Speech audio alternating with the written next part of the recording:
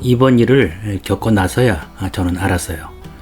중국은 주숙등기법이라는 게 있어서 외국인이 숙박하려면 미리 공안, 경찰에 가서 신고를 해야 한다는 걸 말이죠. 자전거가 고장났을 때도 그랬거든요. 공안을 찾아갔더니 전문 수리점으로 직접 안내해 줬어요. 게다가 수리비를 주니까 주인이 펄쩍 뛰면서 안 받는 거예요. 공안에서 소개해줘서 그런가 생각하다가도 외국인이니까 인심을 베푼다는 그런 느낌도 받았어요. 3번이나 그랬거든요. 아무튼 고마웠어요. 중국을 여행하면서 이런저런 어려움이 생길 때 공안을 찾아갔는데 그때마다 잘 해결이 됐어요. 여기 산시성 그 지방 사람들 참 친절했어요. 먼저 말을 걸어오기도 하고, 더우니까 얼음병을 들고 오기도 하고, 우리나라 시골 할머니 같은 그런 정겨움이 느껴졌어요. 림펀으로 가는 길에 오토바이를 타고 가던 어떤 그 가족 일행이 바로 제 앞에서 넘어졌어요. 다행히 그 연고를 발라줄 수 있는 기회가 생겨서 기분이 좋았어요. 이번 중국 여행에서 가장 난감한 게 타이향 산맥을 넘는 거였어요. 우선 산이 아주 너무 험준해 보였고 얼추 한 3, 4일 정도는 걸릴 것 같은데 문제는 도중에 잘 곳이 마땅치 않아 보였어요. 그래서 중국 가기 전에 인터넷에서 검색을 많이 해봤는데요. 뾰족한 수가 없어서 일단 그냥 떠났어요. 바로 그 타이향 산맥 입구 림펀시에 도착을 했어요. 요도 여관에 짐을 풀고 저녁을 먹으러 나오다가 우연히 그 여관 바로 옆에 서 있던 어떤 남성과 눈이 마주쳤어요. 제가 먼저 말을 걸었죠. 한걸은 한국인이고 근처에 식당이 어디 있느냐고요. 근데 이 사람이 저를 쭉 한번 훑어보더니 뭐라 얘기하는데 알아들을 수가 없었어요. 이런저런 제스처를 이렇게 보니까 같이 가자는 거예요. 순간 어디선가 그 몇몇 사람들이 모여들었고 같이 승합차를 탔어요. 운전기사를 포함해서 6명이었어요. 그런데 한참을 가다가 이상한 느낌이 들었어요. 도대체 어디로 가는 건지 불길한 예감도 들고요.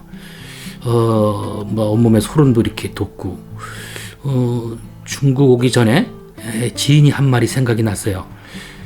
혹시 장기를 적출당하는 거 아니야? 한 20분 정도 넘게 이동을 한 것 같아요. 도착해 보니까 시끌벅적한 먹자골목이었어요. 순간 그 안도의 한숨이 길게 나오더라고요. 앉자마자 양동이에 한가득 갈비를 가져오고 독한 술도 몇 병 나왔어요.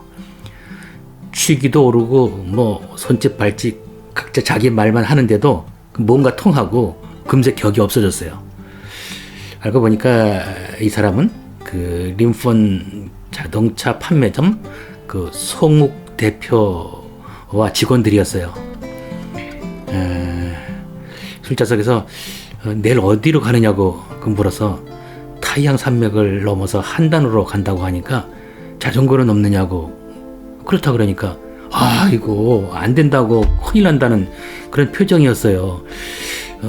그리고는 곧바로 어딘가에 전화를 한참 하더니 저한테 쪽지를 이렇게 건네줬어요. 내일 아침 9시에 여관 앞에 차를 댈 테니까 그 차를 타고 넘으라고. 연료비는 저보고 부담하라고 그러더라고요. 전 순간 참 묘한 생각이 들었어요.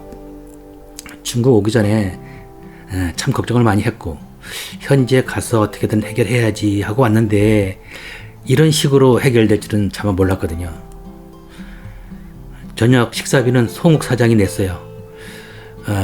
도대체 송욱 이 사람은 누굴까? 왜 나한테 이런 도움을 주고 있을까?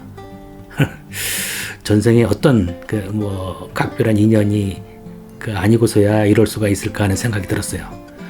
그때 정말 저는 너무 절박한 상황이었거든요. 다음날 아침 여관 앞에 차가 대기에 있었어요. 어제 술자리에 있던 사람들도 함께 와 있었어요. 저는 조수석에 앉았고 아내는 뒷좌석에 타고 타이양 산맥을 넘었어요. 산이 정말 험준하더라고요.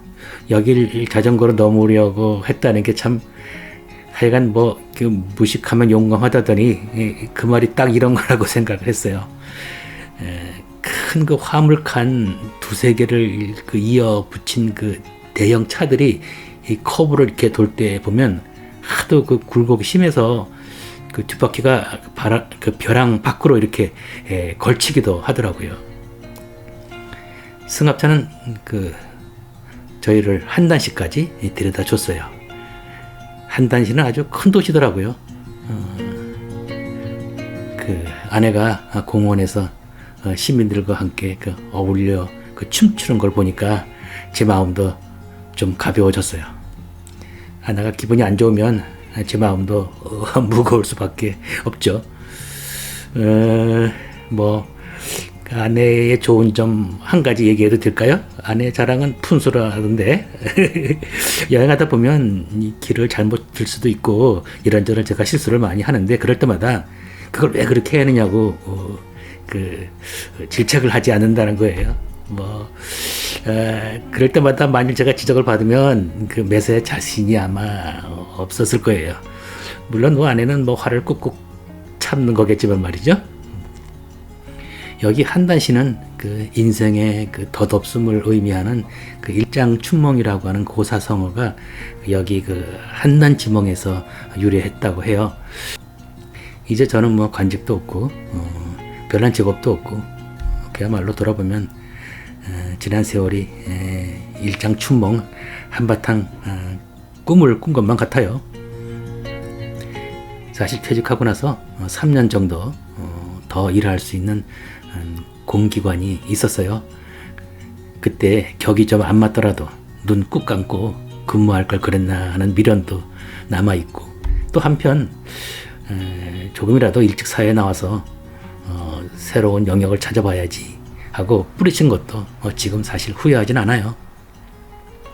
인생은 덧없이 훅 지나간다고 하지만 저 스스로 여한 없이 살면 되지 않나 싶어요.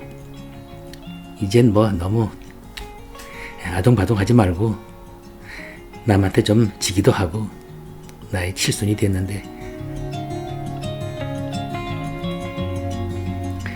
이제 200km만 더 가면 베이징이라는 그런 표지석이 보여요. 진짜 중국에 와 보니까 지방이 엄청나게 변화하고 있구나 하는 생각이 들었어요. 대형 건물이 여기저기 치솟고 있고 사람들도 활기가 넘쳐 보였고 그런데 위생이라든가 질서 같은 건 아직 멀었구나 하는 느낌도 받았어요. 실은 중국 오기 일주일 전에 예상치 못한 전화를 받았어요. 아코르 그룹이라면서 이번 여행 가는 거 후원하고 싶다고 서울구 장충동 엠베서더 호텔로 좀 올 수 있느냐는 거였어요. 가보니까 권대욱 사장님과 임원분들이 기다리고 있었어요. 총 비용이 얼마나 드느냐고 묻더라고요. 그래서 석 달 동안 한 기본 경비로 약 1,000만 원 정도 든다고 했죠. 그리고 바로 현장에서 후원식을 했어요. 아코르 그룹은 프랑스계 호텔 체인인데요. 엠베서더 호텔, 이비스 호텔 그런 호텔을 운영하고 있었어요. 왜 후원을 하는가 했더니 당시 메르스 코로나 사태로 인해서 관광 산업이 크게 위축되고 있던 때라서 여행 활성화를 위해서 아마 업계 홍보가 필요했던 거였어요. 후원에 따른 별도의 조건은 없었어요. 다행히 베이징에 도착했을 때 이비스 호텔에 묵게 됐고 아주 친절하고 깨끗했다는 숙박 소감을 블로그에 올렸죠. 이 자리를 빌어서 다시 한번 고맙다는 말씀을 드립니다. 사실 과분하게도 연금이 나오니까 일단 기초생계비는 되지만 이렇게 여행한다고 아내한테 그동안 월급 전략해 놓은 거 쓰자고 차마 말할 수는 없고 당시 혼기 꽉 찬 애들이 둘씩이나 있고 해서 제가 부시장할 때 결혼식 올렸으면 얼마나 좋았을까 생각하지만 그게 부모 마음대로 되는 게 아니잖아요. 다행히 제가 공무원 처음 면사무소 들어올 때부터 월 5,000원씩 시작해서 지방공제회에 가입한 게 있는데 그게 40년이 지나고 복리가 붙어서 퇴직할 때 되니까 3천만 원이 훌쩍 넘었어요. 그래서 지난해 유럽 5개국 횡단과 이번 한중일 여행 계획을 자신 있게 세울 수 있었죠. 소도 비빌 언덕이 있어야 비빈다는 말이 있잖아요. 최소한 씨앗돈이 있어야 뭔가 궁리를 할 수 있는 법이죠. 베이징에 도착해서 만리장성도 갔다 오고 왕푸징 거리도 구경했어요. 사람 구경이 오히려 더 재밌었어요. 이 사진은 루룽현으로 가는 길에 스마트폰 펜을 꺼내서 아내 얼굴을 그린 거예요. 다크서클이 아니라 화물차에서 날린 그 석탄가루가 소복히 쌓인 거예요. 길가에 잠시 쉬고 있는데 수박하는 아주머니가 그냥 먹으라고 수박을 잘 나왔어요. 돈을 안 받겠다고 뿌리치는데 그래도 드렸어요. 발해만을 잠깐 들렸어요. 대조영이 고구려 유민을 중심으로 나라를 세웠다는 것 정도만 알고 있는 그 발해는 마치 그 부산 해운대 같은 느낌이었어요. 바닷물이 많이 오염돼 있더라고요. 이제 중국을 떠나서 일본으로 가려고 자전거 넣을 박스를 구하러 다녔어요. 자이언트 구락부 그 임장복 사장이 박스 2개를 직접 여관까지 실어다 줘서 너무 고마웠어요. 선양국제공항에서 일본 아나항공 탑승 수속을 하는데 여직원이 줄자로 자전거 박스 구격을 재보더니 30만 원을 추가로 내야 한다고 하는 거예요. 난감하더라고요. 그래서 저는 지금껏 자전거 여행을 해왔지만 이런 경우가 없었다고 했죠. 그러나 아나항공 화물 운송 규정은 그렇다고 하니까 어쩔 수 없죠. 문득 우리의 이번 여행 취지를 알면 혹시 무료로 해주지 않을까 하는 생각이 떠올랐어요.